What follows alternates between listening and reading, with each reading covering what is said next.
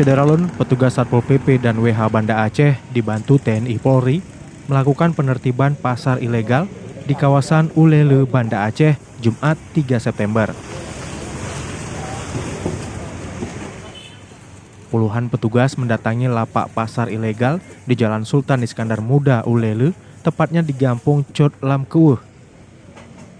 Petugas melakukan langkah persuasif berdialog dengan para pedagang.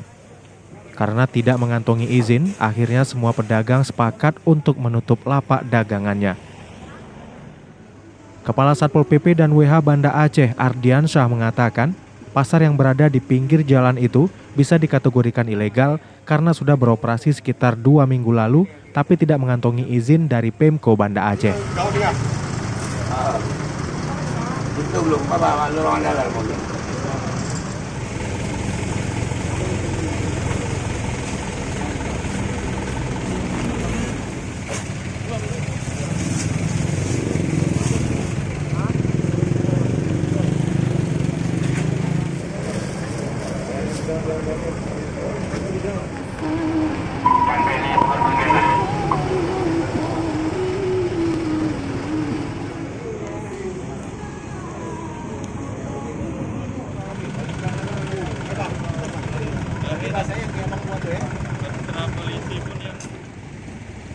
Dari Banda Aceh, Muhammad Nasir, Serambi On TV.